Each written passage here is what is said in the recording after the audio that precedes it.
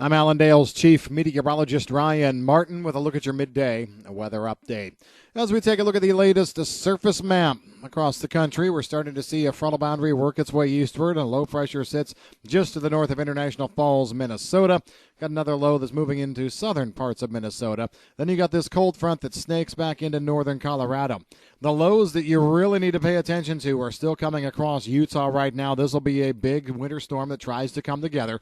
When I say big winter storm, though, this is not like the last couple of storm systems that we've seen, whereas they've just come barreling through eastern and northeastern Colorado, through Nebraska, guns a-blazing, snow everywhere. This one has to tap into a little bit better Gulf moisture before it can really get going, and it isn't able to do that until it's about halfway across Kansas into eastern parts of Nebraska. So I'm thinking the initial precipitation over the western high plains, western part of the hard red winter wheat belt, more than likely it's going to be snow, but it's going to be light snow. Moisture equivalencies, a few hundreds to maybe 2 or 3/10 maximum. I'm thinking an inch or two in northeast Colorado, the Nebraska Panhandle, even northwest Kansas. Where things get interesting will be in central Kansas, because as the front is actually able to start to tap into some Gulf moisture, dragging it in, you're also going to be having the cold air advance very quickly across the Sunflower State. And so I think in central Kansas we can see all three kinds of precipitation as we go through a later Thanksgiving Day and on into early Friday morning. Rain, ice, and some snow. Now, farther to the east, eastern Kansas, Missouri, I think we're going to be seeing a nice line of moderate to heavy rain and thunderstorms, and I'm actually concerned about the heaviest snow this time around falling in eastern parts of Nebraska, maybe into extreme southwestern Iowa. So that's where things set up. We definitely see better moisture, heavier moisture totals over the western half of the Corn Belt initially, with the front losing a little bit of strength as it moves east across eastern Illinois, Indiana, and Ohio. We've been talking about that pretty much all week long.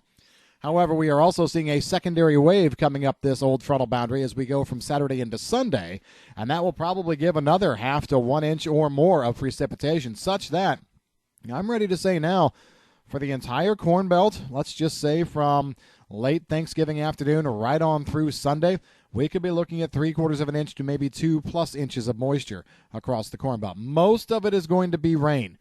The places I'm concerned about snow, again, I already talked about Nebraska, and then maybe into southern parts of Minnesota, northern Iowa, although the snow will not be as heavy there. This is predominantly a liquid event.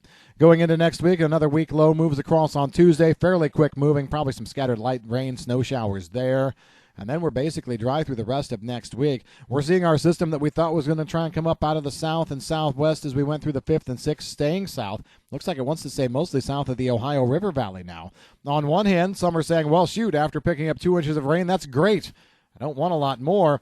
Well, but why? You got to look at the reason as to why it stays south of the Ohio River, and that's what we're seeing now as a big batch of cold air coming down across the country. So if the system for late next week and into the weekend stays well to the south, that's because cold air is dominating. We are going to be well below normal over a good chunk of the Corn Belt. Quickly looking at some other areas, let's talk South America. Everybody wants to. We don't really see any change in thought process down there. Got a very powerful low-pressure area in front that moves across Argentina as we go through, later tomorrow and then right on through Friday into early Saturday. I like that system putting down 1 to 3 inches of rain over almost all corn and soybean areas in Argentina, for that matter. I don't think anybody misses rains there. Then that front lifts to the north out of Argentina, moves across Paraguay, Uruguay, and into southern Brazil. I think that's going to trigger moderate to heavy rains, again, south of that line that we've talked about a lot here. Northern Mato Grosso do Sul over through Sao Paulo, south of there. That's where the heavy rains are. They seem to fall apart a bit more to the north as the front keeps lifting through on Sunday. But we're still going to see some rain. We've got another front that does about the same thing mid to late week next week, at least over southern Brazil. What I think this yields is probably 10-day rain totals for that southern area of Brazil. 2 to 3.5 inches. I still like 1 to 2 inches north in Mato Grosso, Goiás, Minas Gerais, Bahia. I like rains of 1 to 2 inches there. Yes, I will grant you they are below normal a little bit, but we're also looking at it still being rain nonetheless.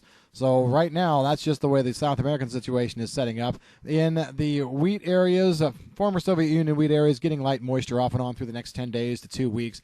I'm not going to raise my totals there. I think you combine everything together, probably 3/4 of an inch, 80% coverage over the next 10 days. The heavy rains also look to hold over Eastern Europe, Romania, Hungary, definitely getting some moisture there. So some European wheat areas will be picking up some good moisture. Australia, not so much.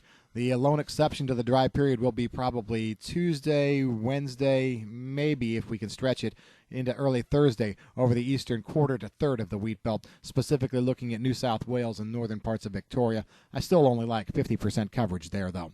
That's the way things are stacking up. Have a great rest of your day and a great Thanksgiving holiday.